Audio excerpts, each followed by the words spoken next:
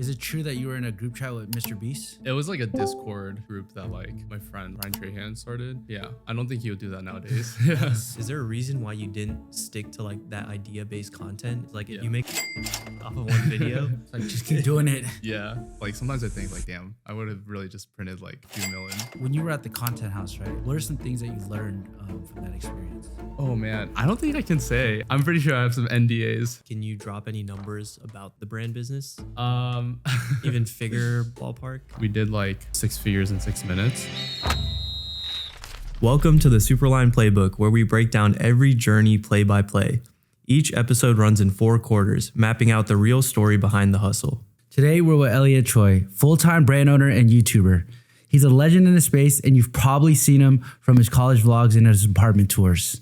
He may or may not be moving into a new apartment very soon. We'll find out in this episode. Welcome, Elliot. Hey, thanks for having me. Thanks for that intro. How's it going? It's going well. How do you guys know each other? What's crazy is I actually met you. I don't know if you remember. It was actually a cold email. Chris, I could probably find it. yeah. So Chris, How cringe was that? I mean, we ended up working together on some it stuff. ended up. It was actually like a butterfly effect for my life when I think about it in hindsight. But yeah, Chris. I used to work with Chris. I still work with him a little, and he just cold emailed Elliot like, "Yo, I saw you were working on merch. We actually have a clothing brand. If you ever need help, hit us up." It wasn't like, "Yo, can we work together?" So it wasn't cringe. He didn't tell you his life story in like 6 paragraphs and be like, "Yo, you're gonna change my life." It wasn't that. It was chill. It was chill. And yeah, we ended up working on our, I think probably second drop together. Yeah, And maybe the third as well. I think we did like 1 or 2. yeah. And yeah, it was like kind of the pivot into like me learning about clothing and getting our brand started. So very early stages. That's a while ago. That's 2018, I think. Yeah, and 2019. for me, it was the pivot of doing merch for other people, other content creators, learning about like wholesale blanks, like Alpha Broder, having an account, opening, and like really working with you. Yeah. So it's kind of crazy that Full circle. cold email can do that though. It's true. We start the podcast like from the beginning of your life. So can you tell us about your childhood, where you were raised, where you were born, what All your the way parents back. did? Take it back. Take us That's all the way back. Crazy. All right. Well, I was born like an hour south from here. So I was born, oh no, I wasn't. What am I saying? I was born in Miami, but I grew up in Jersey. So right around Princeton, like central Jersey. And yeah, I grew up like coming to the city like once every few months. But yeah, I was in the suburbs and spent a few years there. And then I moved to Indiana actually for high school. And then did a few years there, went to Vanderbilt in Nashville. And that's like kind of where I started like my YouTube channel, started copyright, and now I'm in New York. It's been like 4 years since graduation. What do your parents do for a living? My dad is a chemist and my mom just stays at home. So are they upper class, middle class, lower class? What? I would say like they're an immigrant family. I would say middle class. My dad, I think, did a good job, like, raising us 3 kids. I have 2 older sisters. So we were never like, I would say this, we were always in a like nice suburban neighborhood, but we had the smallest house always. So it was kind of like that middle class, like, oh, like my friends always have like bigger houses. And like, I was kind of like envious as a kid because I always wanted to like host sleepovers, but there was nothing to do in my house, like no video games, no basement, nothing fun. So. And you have siblings? You have 2 older 2 older sisters. sisters? Yeah. And they're like 6 and 9 years older than me. Why is that a common thing? Like we've interviewed everybody and they're always the youngest. Okay, really? Yeah. What is the youngest in being like a creator? I'm the youngest too. Okay. It's I think it's because like the oldest child usually has like this obligation to be successful. They take more like a secure route. My oldest sister is like a lawyer. And I feel like that's very common. Just like a standard, impress your parents, that type of route. Middle child, I don't know, it can go either way, I feel like. And then I feel like the youngest child is just like, all right, we already have like some decent kids. You'll turn out fine. Yeah. They already like broke your parents down. By the time it gets Literally. to you, they're like, ah, fuck it, just do what you want. Yeah, I just feel like they loosen up and they're just like, they give you the freedom to experiment more. So thank you to my sisters for like paving the way, I guess. Yeah. Why did you go to high school? You said you went to high school in Indiana. Why'd you go there? My dad just got a new job in Indiana. So that was like kind of like, oh man, I was so sad for like a week. But then, you're like a kid, you're fine after a week or so. How different was like school coming to like Jersey and then going to India? Like what was the school like? Yeah, like Jersey is a lot of like immigrant families. That's like kind of what I grew up around. I would say actually I went to like a really big high school. I went to I think it's the biggest public high school in the US. So 5,000 kids. And yeah, if you have 5,000 kids, like you're gonna find your group inside that. So I actually had like, it was Indiana. I had tons of like Asian friends. And There's Asian people in Indiana? oh yeah, like there's actually. I mean, all my friends, like a lot of my friends were Asian in Indiana, which is crazy. I went to like a pretty diverse high school, even though it's definitely more white than New Jersey, but yeah. What table did you sit at? In high school they have like the jocks, the nerds, the drama kids. Oh my god. Okay, I gotta tell this story. So, first day of school in a new district, new state. I just moved to Indiana. First day of school, I get there. I got there around lunchtime because I don't know, like I didn't have any classes. I go to the counselor's office and we finish doing paperwork. And then she's like, okay, let's go to lunch. I'm going to bring you. And so she goes into this lunchroom and there's probably like 50 tables there. She's like walking around and she's basically like, okay, let's find you a place to sit. So we're walking around 50 tables. Okay. She's like, no, not there, not there. So she keeps on like looping around until we get to like the very back corner. And there's 2 tables, all Asian. Oh my God. And she's like, oh, you should sit here. And I'm like, okay, sure, whatever. I'm just like nervous. I'm not even thinking about it.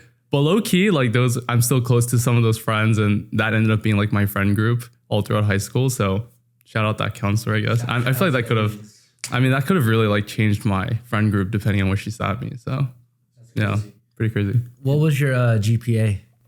In high school? Yeah, like were you a smart kid? No, I wasn't top of the class. I don't even remember. Maybe like a 4.1 out of like a potential 4.5. That's good. 4.1 is good. We've had only smart people on our podcast so far. No idiots. No, I feel like a lot of my friends are just like super smart. I never felt like I was like the smartest kid in the class or anything. Yeah, I just felt like I was like slightly above average or something. Like, what about your SATs or ACTs? I did ACTs. And what'd you get? It's out of 36, right? Yeah. I think I got a 35. 35. Damn, pretty damn 35 good. is crazy. Yeah, I don't know. I studied. Got lucky maybe. Did your parents send you to Hagwon? Did you have to go to like after school tutoring and shit? I did do. So like I was really bad at math. So like, yeah, I went to like a ton of math tutoring. It didn't even help. I was just like always struggling in math. And then, yeah, I didn't do any like crazy after school stuff, but I did like orchestra in high school. Yeah, that was like my main. What instrument did you play? Violin. Yeah. That was your hobbies? Is music?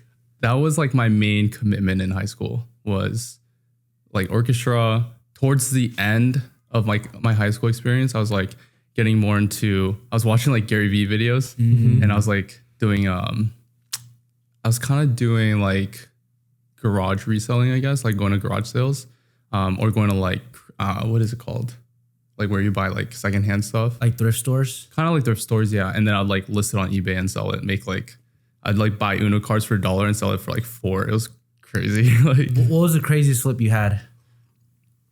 I bought this like vintage, it's called Apple Lisa. It's like an old Apple computer, maybe like $100, and I sold it for like 600. Yeah. And were you like into film or like videos at this time? I was doing photography. Yeah, so I was doing like senior portraits, like portrait photo shoots, nature photography, like going to the woods and like take a picture of a leaf or something, like something super random. Yeah. I know you said you were listening to Gary Vee. I know you're a big book guy. Yeah. At this point in your life, were you reading a lot of books, like end of high school, going into college, or? No, not at all. Yeah. I only started reading books like maybe my freshman, sophomore year of college.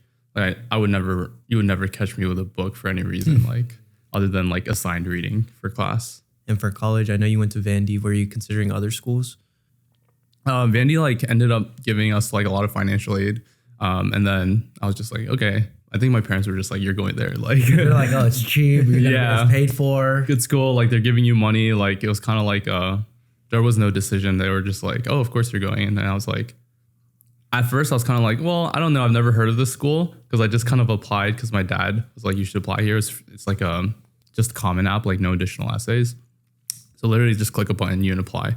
But then like once I started looking into it, I was like, oh yeah, this is probably a good option. So what major did you major in? It's called Human and Organizational Development, but it's a fancy word for like a soft skill business major. So what is that, like HR? It's kind of like leadership slash, I don't know how to explain it, like group dynamics. So it's like it gets shit on a lot, like at our school. It's kind of like the easy major. It's like a business major. Yeah. And at what point, I know you went crazy with the college vlogs. At what point did you start vlogging? Yeah, I started vlogging middle of my sophomore year of college. And I actually tried doing YouTube like my freshman year. I was at the time like selling stuff on Amazon, failed Amazon FBA business, classic entrepreneurial journey. But yeah, I was trying to make videos about that. They got like 50 views because I was like telling my friends to watch it. And I watched it probably like 20 times. You accounted for half the views? Yeah, I was definitely like half the views, just like refresh and trying to rack up views. But then my next like good shot at YouTube was that sophomore year where I saw like a bunch of these college day in the life videos doing really well. And then I saw like Harvard had like 10 million views, Princeton, 5 million views. And then there's also like other schools that were maybe like less popular, but they still had like 700,000 views or something like that. So I checked Vandy, day in the life, and there was like one video that had maybe like 5,000 views. So I was like, surely if I make a good video, it could like do better than that. So I was like hoping and researching and trying to figure out the YouTube game for about a week, posted that video. And yeah, that kind of like started my YouTube journey because it ended up blowing up. How did you develop that mindset that early? Like, this is going to work. I know you said you started reading books. Mm-hmm. Did those books have any influence on like your thought process? Yeah, I mean, definitely the books helped a lot. I think in the beginning I was just like always delusional though. Like, I think I always was kind of like, I don't know, like it was just like I had no reason to think that like things were going to work out, but I was always just like, yeah, I'm going to make it. Like, I'm going to figure it out. So I think I can just remember even back to like high school, just kind of being like a little bit angsty and being like, oh, like they doubt me. Like I'm going to figure it out and like, make something of myself. So I think like every like, like young man has that like, oh, I want to make something of myself. So sort of like a chip on your shoulder. Yeah. Like, I'm going to prove them wrong. Yeah. And like, I don't even know who they is. Cause like, I feel like I was very supported all throughout like my life, but just like this, I don't know. Yeah, I feel like you thrive off that energy too. Yeah, I love that. I think it's a Korean thing. Is it a Korean thing? I don't know. Maybe? No, because Jung didn't do that. He was like, Yeah, but I feel like if you talk to most Koreans all have this sort of like, I have to impress. I have to like validate myself through like my work and like my accomplishments. I feel like it's a very Korean thing. I don't know. Like inventing an enemy, sort of like Michael Jordan. I think it's more like seeking validation to some extent. Like I think I was very fueled probably by like insecurity back then, where it was just like, like what do I have to kind of show for myself? So in the beginning, it's like you want that, and like that kind of drives you. I would say like that's not like what drives me now, but I'm a like competitive person in general, so I like the idea of just like kind of competing, but less like angsty like nowadays. What were you insecure about like in those formative years? I don't know. I think I just like, I don't know. I feel like I just lacked confidence or just wanted to, I don't know. Maybe it was like having the smallest house or, stuff like that. Just like I wanted to. Was it being like Asian too? Was that a part of it? I feel like back then it wasn't cool to be like an Asian dude. Like Asian women were always like fetishized and like, oh, they're hot. But like Asian dudes were like, this guy's a nerd. Like he's, I don't know. For me, I feel like at that stage of my life, it was like not cool to be an Asian dude. Now it's a lot different. Sure. Maybe. I mean, I couldn't say, like, I don't think directly, but I just saw this stat that like the top 100 like CEOs in the US right now are like under 6 foot. And like, I don't know if that's, there's a big correlation there, but I feel like there's some sort of like, oh, if you feel inferior, even if you like become more successful, if you have some sort of like subconscious, you want to like continue to like reach new levels, there is some sort of like, oh, I'm not enough, which I don't know if it's like a good thing or a bad thing, because I think it's not a good thing. I think it's like you should feel enough no matter like how successful you are, but I do think it like adds to the fuel a little bit. I think it's a good thing. I think like every successful person has some level of like chip on their shoulder. It's really insecurity though. It's really like finding validation in like your success and in your work. And it's like, it's crazy to even like be successful and then go find more, right? To like have to want to go find more. Even like for somebody like Kobe, it's like he's done all this and he's like, why is he still looking for more validation? I think it's like a balance. Like you probably need, I think it's not good to go like too far into it, but like if you balance it and use it to your advantage, it's like could be useful. When you uploaded that video and it started going viral, like what changed? Yeah, I mean, I posted a video. It got like, and by viral, like this, I'm talking. There was no TikTok, there was no Reels. Okay, so like viral was like 10K views on YouTube. I mean, on a fresh channel, that's pretty viral.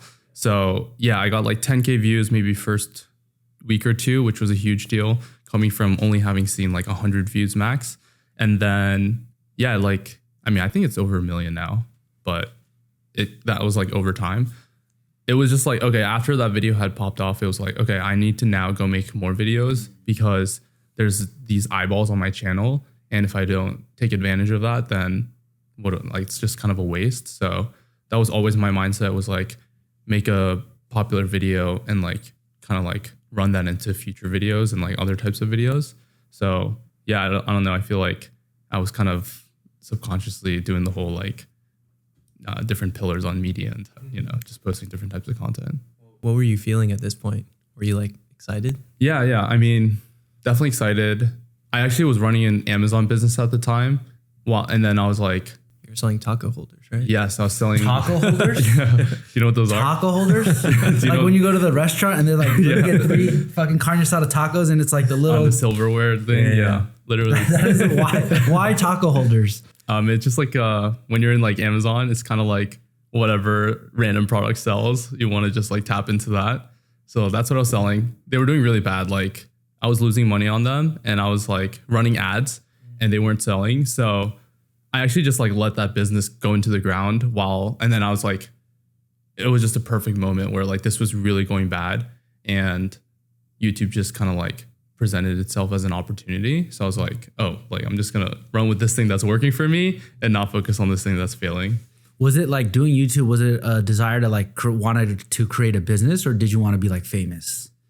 No, I mean, honestly, it's neither. It's not because like, oh, I want to make money off of this. It wasn't because I wanted to be famous. It was purely like, oh, like I can probably get 500K plus views on this video. Like more of like, I saw an opportunity and I thought it would be a waste if I didn't do something about it. A waste because like I also like knew how to use a camera to some extent from doing photography in high school. So I felt like I was like the right person, right place, right time to make that video because there wasn't like a popular Vanderbilt video. I knew how to use a camera. I saw like kind of like improvements I could make to the videos that I was seeing. So it was just like a pure like market gap that I saw. Yeah. I feel like a lot of people who want to make videos, especially in school, kind of have that feeling of like, oh, I don't want my friends to see this. Did you ever have that feeling in college, or were you like pretty open? Oh no, I was like the opposite. I was kind of like please watch my video, saving it everywhere. Yeah. I was always proud of the videos that I've made. Like I'm always proud of the videos that I've made. I don't know. I think it was just like it's less like influencer-y and more like this is a piece of work I made. I want to put it out there and be proud of what I've made. And then I know you were in some extracurriculars in college. You were in a business fraternity, right? Yeah, I was in a business frat. Yeah. Do you think that impacted your career in any way? I think so. Yeah. I rushed my freshman year, like my first semester. So right as I got to campus, and it was like a pretty competitive like business fraternity. So when I got in, I think I felt more confident in myself. And then it was kind of like a cool frat or whatever. So I think I even socially felt more confident. And there was like, the thing about a business frat is like there's people from all social frats too that can also be in the business frat. It's not like you can only be in like social or business. So I got, like basically you can get into any party because you know everyone there, or at least one person in any frat. And it's just like, I think socially it helped a lot and helped me become more confident. When you were doing this, were you like, oh, I'm gonna be a full-time YouTuber, or were you like, oh, let me graduate school and like go the corporate route? Yeah, I mean, all the way up until my graduation, I was still looking for jobs. Like I actually like only did like one internship throughout my college experience, but the entire time I was still like, oh, I should probably still go get a job and like do this YouTube thing on the side. It wasn't until like my last semester of college that I was just like, oh, like I think I'm just gonna do YouTube after graduating. Yeah, I feel like because I was in a business fraternity too. I feel like the pressure of seeing everybody like get an internship and get a job is just so much. What was that switch like the last semester of college where you're like, I can do this full time? Yeah, honestly, like things were going well up until that point. Like I had spent my previous summer also doing YouTube, like at a creator house. And yeah, I was like making money off of YouTube. And I was like, okay, my decision thing was like, if I can make enough off of YouTube to last me like, okay, let's say you make $100,000 doing like a corporate job out of college, which is high, but let's just say that's the number. If I was like, if I can do like 300,000 on YouTube in terms of revenue, then I could do like 1 year and then like have done nothing for the next 2 years and still be like on pace and on track, and I wouldn't feel behind. So I was like, oh, if I can like try to hit that number, then I'll be good. And like, I won't feel like I'm taking a wrong turn. Did you hit that number when you were doing those videos? Yeah, I was around there. What'd you do with that money? I feel like if I was like that young and fucking making that kind of money, I would have been. Yeah, I did piss it away. I did do dumb shit. Oh, so much dumb shit. What was the dumbest shit you did with the money? Oh my like, God. what'd you buy? You went to the Louis Vuitton? I'm buying like Bitcoin like every day. Like that's not dumb. But going up to the top, like going to the peak, which is not dumb now because it's like all time high. But I don't know. Just like I can't even tell you. You didn't like go to the club and be like, "Fuck you guys!" Like I'm like none of that shit. I never really went to the club or anything. I don't know. I like cars. I would like rent out a car for a day to like try a new car. That's like so stupid though. What kind of car? Like a Ferrari? You pull up to campus with a Ferrari? No. Never at school. Like, I would like if I travel or something, I'd like rent a car. Yeah, like a Lambo or something. I don't know. It's just so stupid. Like I would never do that now. Did you vlog that? Like renting out a Lambo? Like one time I think I did, but like it was really just for me. Like it was just for fun. Yeah. I feel like the way you even thought about like your 300,000 versus 100,000 is like very logical. Where does that come from? Like that, the way you frame your decisions? Ooh, that's just like the way I think. Like even though I'm bad at math, I like kind of think in terms of numbers. And like, even if you like, I don't know, there's this thing called like a weighted pro con list where you like assign values to, not everything on a pro con list is like the same amount of meaning to you. So like you assign some sort of value to it. Like I just have this like, that's just the way I think. Like it's almost like an equation. Yeah. But I'm bad at math, so I don't know why I think that way, but the math I feel like, yeah, maybe it's the math tutoring. Yeah. Was it weird being on campus and like people recognizing you? Because I like when you did the video, I'm sure like the following class started watching that video and they started like kind of like, hey, you're the guy, like you're the reason why I'm here. Like, was that weird? Like those interactions? Yeah, no, never weird. Like I was always just like flattered, I guess. Like I did get that a lot. Like you're the reason I'm at Vanderbilt. And yeah, I think after a while I like there's like a freshman section on campus.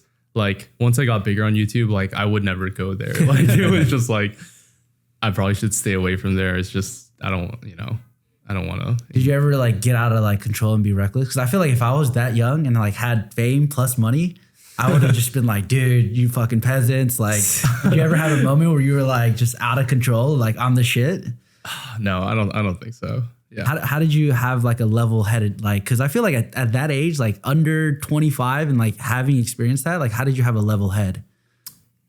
I mean, like, yeah, I think when you're younger, you obviously have ego, but I think I just had like, I was always surrounded by people who were like doing so much better than me. And like, I don't know, I always felt like I had more to go. So, and I still do to this day. It's like, there's so many people out there who are doing like amazing things and doing really crazy things. So yeah, I'm like proud of where I've gotten, but like I have a long way to go. So yeah. What'd you do outside of after college? After you graduated, what'd you do? Yeah. So post grad, I did like a creator house here in New York for about a year. And then I was like, after doing that, I focused a little bit more on like copyright and the clothing brand.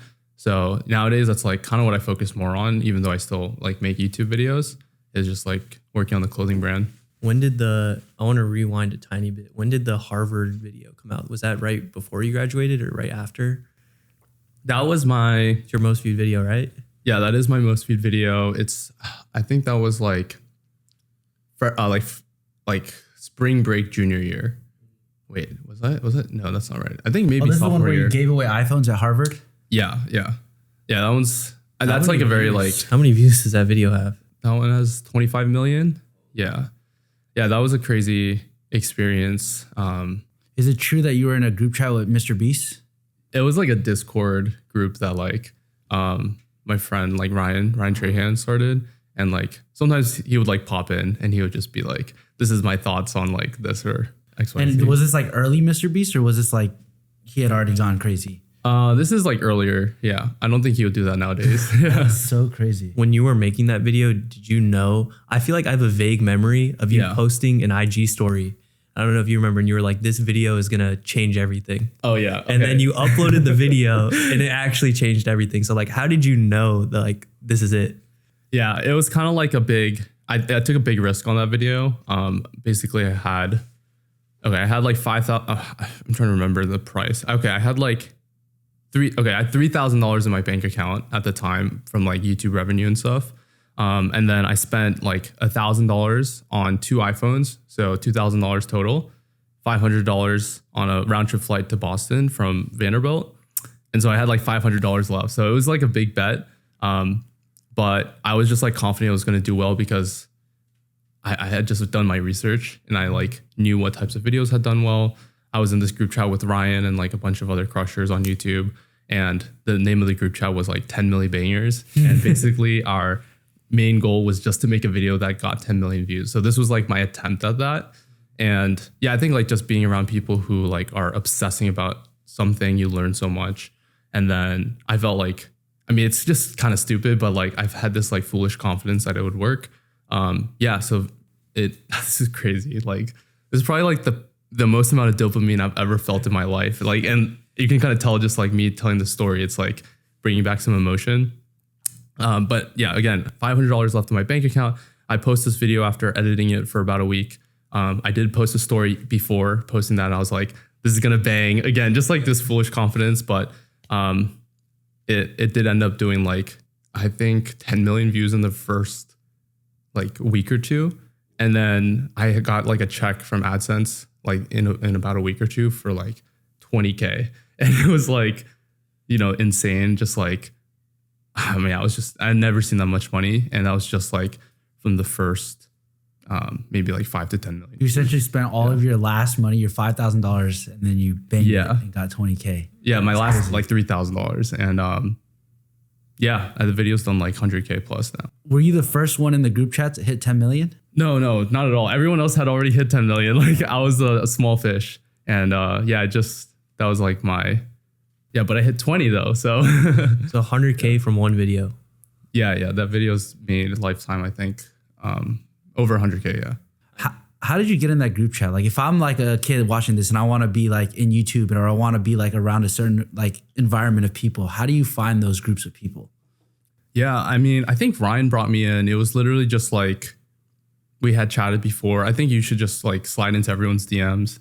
I'm pretty sure that's where we started talking. And like I think we sat on a panel together for like a talk through like a talk that my friend was hosting. But yeah, I think it's just like everyone, you know, if you're in an industry, it's like everyone wants to talk to other people that are doing similar things to them. So literally just shooting anyone a message, no matter how far out of reach they may seem, is like, you should always just do it. And you'd be surprised like how many responses you get. And what's the like right way to do it? Because I've sent like some very fucking cringe ass messages. I remember when I first started, I sent 2 Chainz like a 6-paragraph like, oh yeah, I just got out of jail. Like I'm gonna change Atlanta. Like I sent them this shit. What's the right way to like slide into somebody's DM?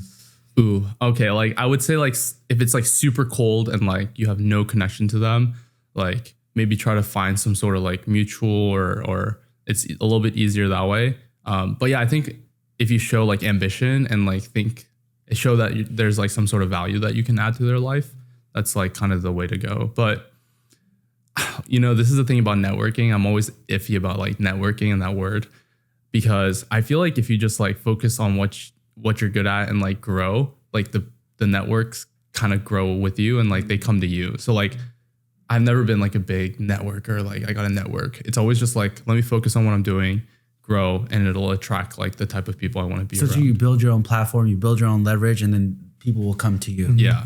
And you can always still reach out to people, but obviously if you have some sort of like momentum, it's easier to connect with people. And yeah. I feel like networking is one thing, but another thing that I feel like you're really good at is connecting people. Like everybody I know in New York, I feel like everyone kind of met each other through you. Have you always been like connecting people on your come up or? Yeah, I mean, it's just good for me too. If I like my friends know my other friends, it's like we can all hang out together now. It's like, and I can kind of, if I can be helpful to like a friend, then like I'm always like down to connect people. Yeah, I don't know. I've always like, there's like a quote, like rising tides raise all ships or whatever. It's like, if you can help, it's like, it'll never hurt you to help someone. Yeah. And then I was going to talk about your Harvard video again. I know it got 20 million views. Is there a reason why you didn't stick to like that idea-based content and you reverted back to just doing vlogs, like kind of having your relationship with your audience?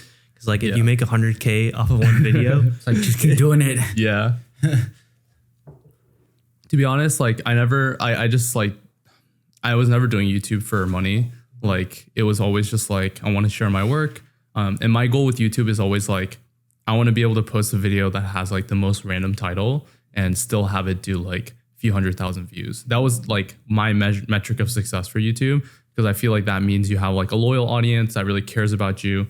And then that means if you go and eventually don't do YouTube or do something else, they'll still be there. So yeah, sometimes I think like, damn, I would have really just printed like probably a few million just like doing that. But I don't regret it, because to be honest, like if you do a certain type of content and that explodes, that's what you become known for. And it really kind of like pigeonholes you. So like I made a very conscious decision to not make a video like that afterwards, because it was really just to like drive traffic towards my vlogs, which were like more personal, rather than just like going full media mode and like running up views. And like that's still a totally fine approach. I think like it was just not what I wanted. So I just had to stick to that, even though it was like tempting. What do you think makes your audience so parasocial, where they like feel like they know you? I feel like anybody can upload a vlog, but it'll get like 100 views. What do you think makes your vlog so like sticky with the audience? Yeah, honestly, I think when I talk to the camera, I try to just like treat it like a FaceTime. And if you think about how much FaceTime you get, like having a conversation with someone, even like your friends, sometimes you don't even get to like see a friend every single week, right? So I would say like sometimes I get more FaceTime with the people that are watching my videos than like some of their friends. So I think that very raw conversational, stuff like this even is just like as if they're sitting in on a conversation. You get to know someone and like you really connect with them. That's interesting. What advice do you have for somebody that wants to create that relationship? Yeah, it's tough, right? Because like if you just start yapping about your life, people are not really going to care. Check out. Yeah, it's like you can't just do that from the start. My strategy like has always been like try to make something entertaining and then like sneak it in at the end. Like if I have some sort of like more meaningful conversation I want to have, like put it at the 75% mark. Like after they've kind of already committed to watching like this video. Stuff. Yeah, and they're if they're already past 50% of the video, they're probably gonna watch all the way through. So at that point, you can like put some of the more less engaging, like more meaningful content. But I always feel like that is still like an important part of the video, even though it like your retention drops off and your viewership drops off. Like, yes, it's not good for performance, but it has this like other quality, which is like it builds that relationship. So I think that's like less measurable, but you can tell when someone DMs you based off of a conversation you had on camera. It's like, hey, like that really stuck with me. It's never like, wow, that montage you made of like with me. of you traveling was like so meaningful to me. Like, no, it's always like, oh, like that conversation you had, even though your retention dropped off, the people that stay, it's like they really get something out of it. Do you think that relationship with your audience helped your merch a lot? Because you were doing merch in college, and I've done merch for a bunch of creators, and you've made videos about your merch numbers. They're pretty strong compared to other creators. Like I've done merch for people who get 1 million views per video, but they can't sell nearly as much stuff as you. Yeah, I think it comes down to that relationship of like that parasocial relationship, but also just like this genuine relationship of like, if your friend launches a clothing brand, you're gonna support, right? And you're gonna buy something. It's like I feel like I kind of have that relationship where I'm really blessed to just like have genuine support from viewers, and I think it really does come from just like trying to be authentic and trying to be real. Do you have a hard time separating like your real life versus like content? Because if you're like a lifestyle creator, it's not like idea based where it's like, oh, I got to go on set and shoot, right? It's kind of like, this is my life, but then it's also like, this is content. So how do you like balance that, and how do you like draw boundaries between the two? Yeah, like I feel like I just live my life, and like when I have entertaining moments, I point the camera. But like when I don't have stuff that's entertaining, I just don't film. Like I'm like notorious for like taking lots of breaks, because sometimes I just have months where like it's kind of like my life is just like everyone else's, and there's not that much entertaining stuff. So then I just choose to like not force it, and like, yeah, just do what I got to do like in my private life. What is like good entertainment for like lifestyle creators? Like what would you be like obviously moving to an apartment? Yeah, bread and butter. That's bread and butter right there. Yeah. I think like people like, of course, big life moments, of course, but I mean, good lifestyle is really just like a holistic view into someone's life. Like from people want to know, people are just curious, like, you know, what are you eating for lunch? Like they might actually just like, they don't really care, but like if you present it in an entertaining way, it can be a part of a story. So yeah, I think it's just like, and it's really trippy to think about, but there is some sort of storyline that occurs when you follow someone's life, whether you know it or not.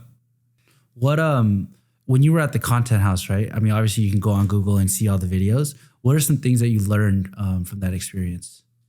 Yeah, we did a house like right around there, actually. You can probably see it from here, in Tribeca. And yeah, I think like it was a super unique experience. I think there were like challenges towards the end.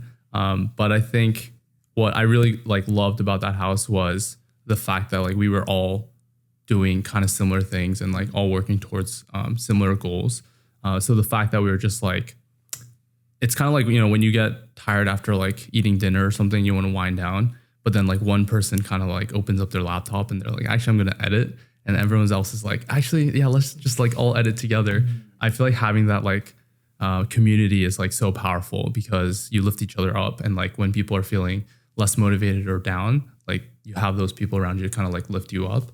And it's not like a 1 + 1 = 2. It's like a 1 + 1 = 3 situation where like you just, when you're surrounding yourself with people that kind of like have similar goals or like are wired similarly, it's like you get so much out of that.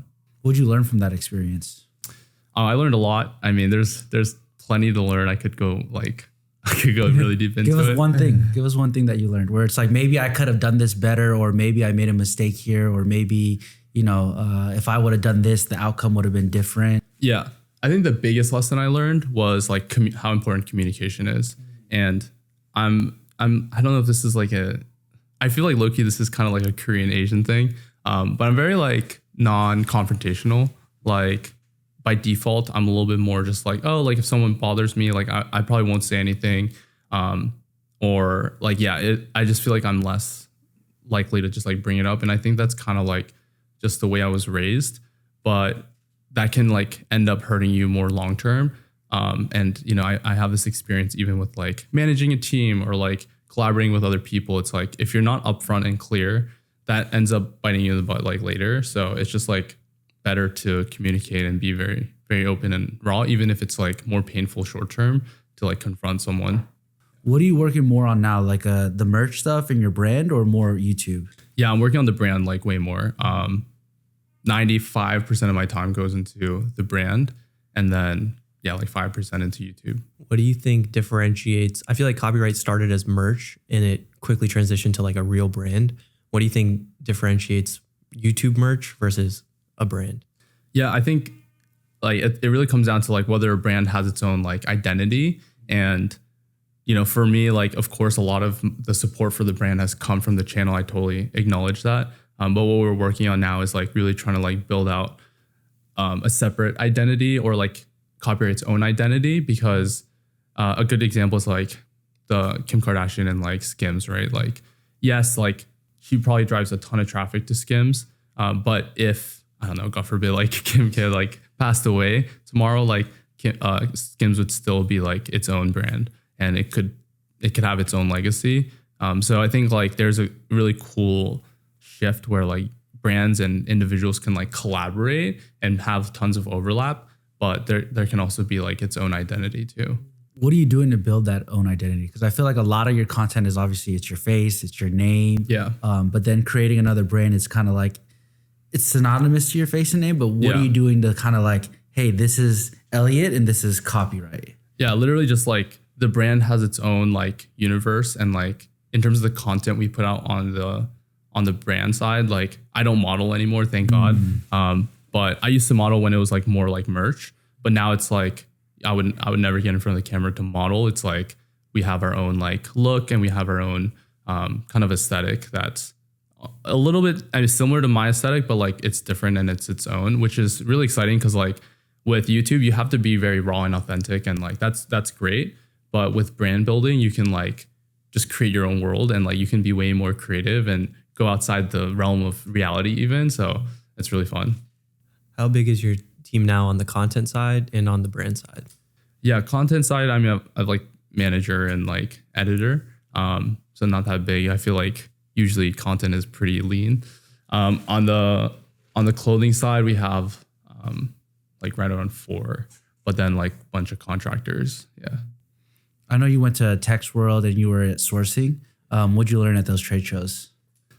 Yeah, trade shows are great. You put me on, like, honestly, I feel like you get to learn about fabrics, and like you get to learn about, you guys know more than anyone, but like just like being able to see how things are made, and like the suppliers just being able to be like, oh, like you can actually make XYZ product. I wouldn't really know where to start unless I like had your contact. So yeah, I still have like all the business cards and like. Are you making like, you're not printing on stuff anymore? You're making stuff overseas? Yeah, everything's cut and sew, and everything's overseas. We did like blanks for the first 3 years. And then, yeah, we transitioned to cut and sew about like a year ago. What was the hardest part from like that transition? Because I feel like blanks is like, you just find the blank and you just make a graphic. Yeah. But like cut and sew is just completely different. So what was the hardest like learning curve? I'm still learning right now. It's like, I'm deep in it right now. And I feel like you just don't know what you don't know. And so when it comes to cut and sew, it's like, okay, like I don't know how to tech pack. I don't know anything about fabric. I don't know anything about silhouettes. So like just honestly working with people who are more knowledgeable in that area has like been a huge help. I recently went to my factory in China end of last year, and that was like huge. Just to sit down with the supplier and be like, how did you make this piece that was in their sample room? And they'll give like such an in-depth look into how they constructed that piece, because they're the ones who actually made it. And that was like so helpful. I want to do so much more of that. Are the tariffs like fucking your shit up right now? Well, they're good now, right? Like they're much better. No, it's been okay. Like we luckily like didn't place any large orders while the tariffs were going on. So I think we just missed it, because I'm like right about to place a new order. To give the viewers an idea, if you can you drop any numbers about the brand business? Even figure ballpark? Yeah, I mean, okay, so we've done like 5 drops up to this point. Like I think I wouldn't like give out like an exact number. I would say what I was really impressed by, or just like really, what really blew my mind was like, and this is, I think I made a video about this. Like we did like 6 figures in like 6 minutes or something. Actually, I don't think the video is about that, but 6 figures in 6 minutes. I think I've seen that video. Yeah, I don't know. That's insane. I think that video was like the drop before, where we did in like an hour, or 6 hours, something like that. That's what it was. The drop before was 6 figures in 6 hours, and then the next drop we did was 6 figures in 6 minutes. So I don't know why, but like in my head, like it would just line up perfectly, like 6 figures, 6 minutes. So yeah, I think like that's when I started to see like potential in the brand, and I was like, oh, like I can really grow this if I invest in it. And are you just focused on mainly like D2C, or are you trying to get it inside of like a Nordstrom's or like a retail store? Yeah, I'm like open to retail, probably not Nordstrom, but I think I'm definitely open to it. In my ideal world, like we would have our own shop and like our own storefront. I think like those are very expensive, especially like in New York. So that's something to work towards. But for now, it's like mostly online, fully online. You think you've made more money with your brand or more off YouTube? On a like annual basis, I make more off the brand now. Lifetime, yeah, I've definitely made more off the brand. Back into YouTube just made me think, what was your first brand deal and your biggest brand deal, if you could say? I'm pretty sure I have some NDAs. Okay. I can be vague, I think. My first brand deal, that's a long time ago. I don't even remember. I feel like what was more interesting to me was like my first AdSense check, which was probably like $20. But that fact that like I was making videos, like which are fun to make, and I got paid for that, like that was crazy. It was probably more than that. It was probably like $100. That was crazy though. I remember that. I can literally remember opening that check. First brand deal, I don't know, maybe like 1,000 or something. I don't know. I don't even know like what deal it would have been. What's the biggest one? That's what we want to know. What's the biggest? Six figures? 6 figures in 1 minute. 6 figures in 1 minute. Oh man, I don't think I can say. I can't say the exact number. I'll tell. 5 figures? Can we bleep it? Yeah, I mean, just say 5 figures or 6 figures. It's 6 figures. 6 figures. 6 figures for one brand deal. For one brand and deal. You didn't do like anything obnoxious with that money. I would have done some obnoxious shit. It was just you, bro. Yeah, bro, have to go to taxes. So you know. That's crazy. Yeah, Iris is watching. So you know he pays his taxes. Yeah, I do. And did you have a manager that helped find that deal for you, that like pitched you to the brand, or were you doing everything internally? Most of my deals are inbound. I think we did get manager help on. We always get manager help on it, but yeah, that one was kind of like. I forget if it was through the agency or if it was fully inbound. Do you usually get your inbound and then you show the manager to help negotiate the rate? Yeah. Usually I have like a bottom, like I won't go below this number. And then obviously they're incentivized to like get as much as possible because they get a cut. And how much % is good for a manager to take? In the creator industry, like 20% is standard. Sometimes it's 15. I've seen as low as 10, but never below 10. And then if you're getting above 20, it's like probably not worth it. You think it's necessary to have a manager?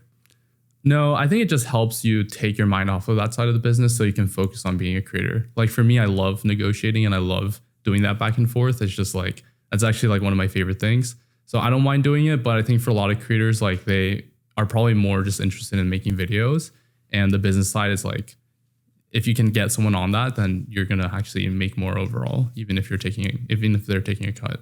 Do you think you're more of like a businessman or more of a creator? Because I feel like there's like two parts of you where it's like you're wildly successful in both, but like the creator part is also like very hard to accomplish. And then now you're like chasing this business thing. Which one do you think you're more of and which one do you want to be more of? Yeah, I think like most people know me for like the YouTube stuff. So I would say like I want to be more business. If you think back to like why I started YouTube, it is kind of like a business approach, like gap in the market, opportunity, let me take it. Actually, I feel like there's a lot of transferable skills from like being a creator to running a business. So I think like in my eyes, like I'm more business oriented and I see myself like doing more things outside of being a creator. But like, I will say this, I'm not like a pure operator where I can operate a boring business just because it makes money. Because that like, if there's no like emotional attachment to it, I don't get excited by it and I won't be motivated. So I can't do like a number crunching money business. Like I need to be doing something that's somewhat creative, which is why a clothing brand is so perfect for me because I get to like direct shoots and do creative direction on pieces and collections. So it's like I think the reason YouTube worked out for me was because it was a really good intersection of creative and business. And I feel like that's why I'm drawn to clothing because it's kind of the same thing, creative and business. What do you think about the new like start a clothing brand trend that kind of happened the past couple of years? Oh my God. It's so burnt. It's so burnt. I feel like because like, you know, we run clothing brands, it's like when you go on TikTok, it's just all like how to start a clothing brand. Buy this ebook, buy this course. I know. And I watch the videos because like, you know, I want to learn. And then sometimes I'm like, wait, like I have like a bigger brand. Like I can, like this is like, I already knew this and like this is not that helpful and like sometimes it's just completely wrong. So sometimes like people are giving advice and I'm like I know for sure that's not right. So I think it's just like take it with a grain of salt and like I think it's good that people are documenting their journeys. I think like you have to like do it for the right reasons, just like anything in life. So if it's just like you want to make money, like okay, if you want to make money, like don't start a clothing brand. There are so many better ways to make money than to start a clothing brand. And you guys know how it is with like the margins and like, you know, typically if you want to make like your first, I don't know, million on a business, you maybe need like 3 people, but for clothing, you need like 10. It's like insane. Like, and the margins and everything, it's like, it's not a money making business. So Why did you want to do clothing? Because I feel like if you're in this creator business where it's like really lean, high margin, you get to live in a beautiful apartment, and then you want to go into like getting a warehouse and shipping out orders and fucking putting a lot of money into inventory. Like, why do you want to do that? Why not go do something like a SaaS business or something like? Yeah, it really just comes down to like I like creating things. Like I liked creating videos, and like now I like designing and creating like products, whether it be like a shirt or like a physical product. So I like design. It's just like that is so fulfilling to like come up with something in your mind and then to eventually like turn it into something real, whether that be like a concept for a video and then turning it into a video, or like a concept for a piece and then turning it into a piece of clothing. Yeah. Do you think there's ever going to be a day where you don't do YouTube and you just run a business? Yeah, I think so. I mean, I think like YouTube will eventually be more like secondary, and it'll be more on like the back end. I think I'll always make videos though. Like it's fun for me to make videos. Like I'm the type of person who would like be that dad with the camera. Like oh my God. Like, yeah, I just feel like it's just fun to document life. It's like a photo, but like 100 times better because you get like the audio and like you get to relive the moment. I sometimes watch my videos back, and it's so insane that I have all that. Like some of my most memorable years is like on tape, and I can just watch it. It's like, that's crazy. Speaking of videos, some of your most viewed videos are your apartment videos. What was the thought process behind that? Do you purposely look for apartments that are going to be good for that move-in video? No, but like I will say like I used to move a lot, and it was like some part of it was like, oh, like clearly like this is a good opportunity to make a video. I'll never miss opportunity to make a movement video. But yeah, it's like if you live in New York, you know, like everyone already moves and people are like, is this guy just moving like every 6 months for views? But no, I do usually move every year, but it's not like I force it. I've been at my apartment now for over a year because I like it, and I'm trying not to move, but it's just like New York, like everyone moves every year. Yeah. What makes a good apartment in New York City? Like a good apartment? Yeah, what makes a good apartment? Okay, well, like that's tough. Okay, a little bit of natural light. Like if you can get some like in-unit washer, dryer situation, that's a luxury. I mean, just like more than like a small, tiny closet size. Yeah, I mean, I don't need a doorman, but like some people want that. I probably would not do a walk up if it's on like an 8th story walk up. What is a walk up? What is that? So I actually lived in a walk up my first year living here. It's just you take a bunch of stairs. Oh, so no elevator. No elevator, which is no fine. doorman. That's terrible. Okay, these walk up buildings, I don't know if your building was like this. The stairs are so tall. Yeah, like it's not like a normal staircase. If it's just like 3 stories, normal staircase, whatever. These stairs, it's like climbing a ladder. Like some of these How do you pre-war move your buildings. shit in there? And then you tell me if you get groceries, movers. you have to fucking carry all the groceries all the way up? Yep, Bro, it's a workout. Yeah, That's miserable. it is a workout, but I don't Part know. of living in New York. For people that don't know, how much is an apartment in New York? Oh, it just depends on the A room. good one. How much is like a good, like at what price is this? Like where he this is a good one? he doesn't have to walk up because he doesn't want to walk up. I don't know. If this was an apartment, oh How much would the rent be here? Oh, the rent? Is there like a room back there? Yeah, there's a 1 bedroom and a bathroom. So it's a 1 bed? Yeah. This is probably like 7,000, 6,000. 6,000-7,000 Yeah. a month. Yeah. Yeah. That is crazy. And then if you want to buy it, it's probably like around 2 million. $2 million. Do you see yourself buying property in New York or settling down here? Honestly, I don't know. Like, I feel like I'm in this stage where like I've been in New York for a little bit and I don't need to stay here, but like I have a lot of roots here. So I feel like it makes sense. But I'm open to moving, to be honest. Like, and I definitely want to move out of New York before maybe eventually coming back or maybe never coming back. So Where would you move? I want to do Japan for like a year. Oh, that would Tokyo would be sick. Yeah. That would be so dope. Dude, you have the best life, bro. Your life is amazing. You're like, get to move, live in nice apartments. That's so crazy. I feel like the creator, like influencer life is very sexy and it is nice. I think like most creators have some sort of shelf life. Like I don't think it lasts. And so for me, like when I'm focused on like career building and like thinking a little bit more long term, part of the reason I'm like focused on building the brand now is because with being a creator, like your learning kind of like taps out after a while where like, you know how to make the video, you know how to get the brand deal. Like, sure, you can make double if you double your following, But after a certain point, I feel like I stopped like learning a ton, and like that's kind of like what keeps you growing. So even though it's like super sexy and like, yes, it's great, I think I kind of took like a step down on the ladder to kind of shift ladders and go somewhere else, because I realized like, you know, even though it's a little bit painful in the moment, it's like kind of more in line with where I want to be long term. I think like all creators, unless it's like I'm gonna do or die, like I can make you know, $10,000 a year, and as long as I'm making videos I'm happy, great, like do that. But I think for me, like it's more of like a stepping stone and chapter rather than like I want to do this till like the day I die. What are some hardships or things that you're having difficult time figuring out on the brand side? On the brand side, oh man, I mean, I could talk about this for hours. I think like most of my problems come from like the product side, like just inexperience in like making clothing. It's like you don't know what you don't know, right? It's like maybe you want a certain technique, but you don't know what it's called or how to do it. It's like I rely like purely off of samples and references. So like you know, going to stores, oh, like how did they make this or how did they make that, and like sending it to suppliers. That's like been my learning curve experience, but I have lots to learn. And like I think also managing a team is very different from like when you're working for yourself, being a creator. So collaborating with other people, normally you get to just like, you don't have to like respond to anyone, because if you know, just work alone, it's like, you know, just manage yourself and you're good. But now that's like working with other people, you have to like sync timelines and be mindful of other people and all that stuff. What are you making for your next collection? Next collection, we're like venturing. So traditionally we've done like a lot of hoodies, shirts, very like basic pieces, because like even that was complicated for me, not having done cut and sew. We're venturing into like more stuff now. We're working on some denim, like some rugby polos. We have some like waffle knit tees.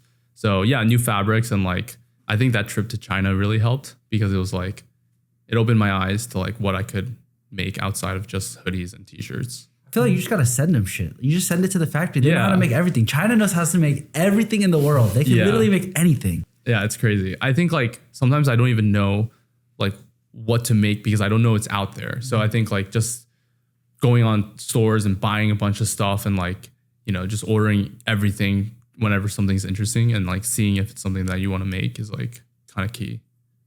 What's the non-sexy part of your life? Because everyone sees like this romantic, like, oh my God, your life is amazing. Yeah. What's like the shit that like they don't see that's like, this shit sucks?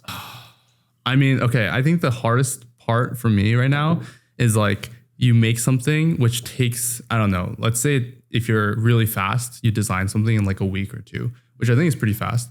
But let's say you do that and you ship it off for samples, right? You wait like 2 weeks for sample back and it's dog shit, it's terrible, right? So you make your change, you send it back, you wait another 2 weeks and it's like maybe like 30% better. And then you repeat that process like 4 times and you get it to like 95%. And you're just like, okay, like whatever, this is like close enough, let's just ship it. But then it's already been like 6 months like of that back and forth. And like for me, I'm used to coming up with an idea for a video and shipping it within a week.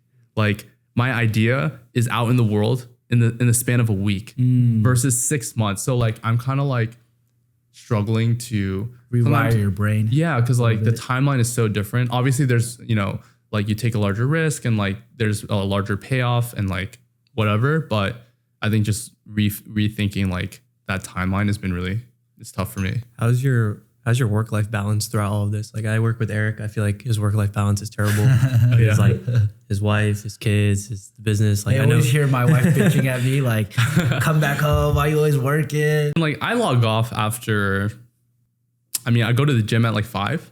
So after I go to the gym and then come back, eat dinner, I talk to my supplier a little bit, maybe like 30 minutes, an hour, and then I'm good. So I try to like take at least, you know, maybe around 2 hours at night. Yeah. And what do? You watch Netflix or you goon? Yeah. Yeah, we like watch a show. What's your favorite Netflix show? Ooh, Netflix show. I'm watching, do you know like Nathan Fielder? I have no idea. What is Nathan? It's like an HBO show. It's like a comedy show. Yeah. I'll check it out. Where do you want to be in 5 years from now? I really just want to have built up copyright to where I think I can grow it. And yeah, I'm like really all in on the brand right now. And I think it's like a new challenge for me just because I've been doing like the creator thing for a while. And it is hard. It's really hard. I think like clothing is such a challenging business. So I have lots to learn and I'm learning. I'm just excited to be learning again. I feel like that's where I'm at right now. And I want to be like in 5 years, I'll be like, I'll know the business top to bottom. And like, maybe I can even transfer those skills to like any other like management, or if I want to start something else. Yeah. I feel like I usually have like I get bored after a few years. So I need skills that I can carry over to like new projects. I think you're overthinking the clothing brand shit. Like it's not that crazy. I also think It's from a content, I know you want to divide the brands. Yeah. There's this YouTuber in Atlanta, Quan, and he has a lifestyle brand. And I feel like a lot of the reason why people buy into copyright from my like third person perspective, and me even buying the brand, is because your lifestyle looks so sexy and it's like a lifestyle brand. So I think separating the brands is good, but I think like integrating the brand in your videos, which you do, is also like a big thing. For sure. I mean, I am my brand's like biggest spokesperson or like mascot. advocate. Yeah, I'm like there's like a word for it, I forget. But I'm like the biggest advocate for my brand. So I'm always like promoting it, but like because I love it and like it's something I'm proud of, just like my videos. Have you thought about ever having other lifestyle creators, like incentivizing them on pushing your brand? That's a good idea. If they're like luxury, like they live like a luxurious life, or Yeah, I would say I'm not like targeting, like I'm not like a luxury brand or anything, but yeah, I think like collaborations are cool in general. I would love to collaborate with brands, which like we're kind of like talking to some brands about that. But yeah, I think like I'm open to like collaborating with creators too. At the end of the day, like we're kind of like targeting people that are doing things like in an original way, like lifestyle wise. So creators definitely fall into that mix. do you have any favorite brands you look up to? A lot. Like oh my god, the brands in Spain right now are crushing. Nude Project? Like the Scuffers, like of the world and Nude Project. They're doing a really good job. Like I like Vandy, Hidden. Vandy's killing it. Yeah, Vandy's dope. Vandy represent, Yeah. Korean. Selfishly, no, I'm just literally like Vanderbilt, like Vandy. I'm like, oh, my school. No. There's so many cool brands out there. I think like the reason I want to create a brand though is because there's still like a perfect brand out there that doesn't exist, which is like the brand in my head. So again, coming back to that opportunity or gap, it's like if there was already a brand that I was like, this is 100% me and I'm ride or die with this brand, I would probably not start a clothing brand. But I think like because there's still like a gap that I'm like, I want to fill this gap. That's why I honestly create for myself, like creating stuff I want to wear. If I wanted that haircut, what would I tell the barber? This is a nice haircut. Just snap a pic and... Is it a perm? Is that your natural hair? No, I don't have a perm. Does it look like I have a perm? No, but it's like nice and wavy. My hair just doesn't sit like you that. want. Yeah, No, I have like the same hair as you, I feel like. No, my shit's like a fucking porcupine, bro. Oh, it like sticks out? Yes, it I sticks think out. if you grow it out, it'll like... There's Sit weight, down? so then it'll go down a little bit. I need to get that haircut. I'll get more brand deals if I get that haircut. I'll introduce you to my barber and then he'll fix you up. We always end the podcast with one question. If you could go back to the 18-year-old version of yourself, what's one advice you would give yourself? How old is 18? What is that? End of high school? End of high school. End of high school, going into college. End of high school, going into college. I'm trying to like think about where I was in life at that time. Honestly, okay, I feel like the thing I was doing right was just like trying a bunch of stuff and like being open to failing. And I would probably say like, don't get so caught up in like how you're going to achieve your success, because if some sort of opportunity is there, if you're just like stubborn and you're like, hey, no, I'm going to like make it by creating an app, or I'm going to make it by selling taco holders, I would say like you could be missing out on like a really good opportunity that's right there. If you're just stubborn and sticking to it. I think there were times when like, in entrepreneurship, they're always like, never give up. If you give up, then like, you're a failure and like, that's it. Alex Hormozy. Yeah, I think you have to know when like something's not working out, and you kind of have to like accept that. And it's like hard to know sometimes, but I feel like if you're self-aware, you kind of know in your heart, like, oh, like this is probably not it for me. And that's fine if you're young and you're experimenting. It's like, who cares? Like, just go try something else and like see if that works. Yeah. Of course, like, I'm not saying like give up at the first, hardship that you face. You have to like go through stuff, but I think it's just like be self-aware. Yeah. I like that. Great advice. That's like our clothing brands. Yeah. Never worked out. I mean, his first clothing brand, his second design was a swastika. Bro. Yeah, he had a swastika tee. No. He was like, what do you think about this? I was like, yo, we're gonna not get brand deals now because you said it was not a swastika. No, it was not a swastika, but it fucking looked like one. My first logo was the Side Talk logo though. Oh shit. Yeah. Okay, but swastikas. Okay, let's not talk about it. But I'm just gonna say it's there's an origin before the use of whatever. It's Indian but thing, actually. probably don't use it. The swastika. Yeah, it wasn't. Yeah. Actually, that logo Chris made it, and it's from Korea. There's a shipping company in Korea. We gotta dead this. Yeah. We stay giving y'all free game. We don't have a sponsor. If you want to sponsor this podcast, make sure you DM the brown guy Vivek X Rama, or you can email us at sales@superlinenetwork.com. Until then, our sponsor is Shop Superline. So. Joseph, our product guy, made you a gift package. Oh. And you need to give us your honest feedback. You can tell us if it's ass. Okay. It's ass or it's gas. You can okay. let us know. All right. So we got you a bunch. Damn. Oh, thank got you. The best gift basket. What the hell? Hell yeah. The most stuff ever. Oh, sick. So we have I'll show you this. This is kind of what Vivek's wearing right now. Nice. That's sick. Oh yeah, look at this. We do blanks, but we're trying to pivot into more like Uniqlo, like people just wear blank stuff. Yeah. Like maybe not always stuff that people print on, but just like stuff that people could wear. That's sick. Nice zip up. So like people will just wear this straight up instead of like printing on it. Yeah. So it's kind of like we want to do both, where you could wear it and you could print on it. So we got nice shirts too. Summertime's coming. You can go to the gym in these. It's funny, we actually ripped these from Kith, bar for bar. Oh, yeah? There's just no logo on it. Don't sue us. You send them the reference? Yeah. Literally just Kith pants. Yeah. That's what I'm saying. Like, you shouldn't overthink it. We literally just send it to the factories and then they just, recreate it. Yeah.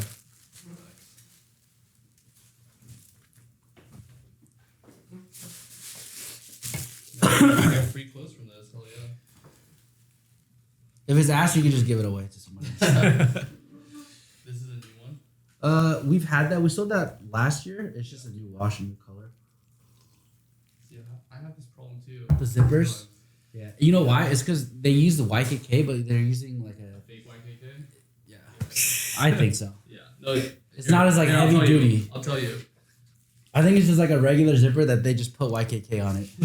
Like, we grilled our supplier about that. I'm Yeah. like, this is not real.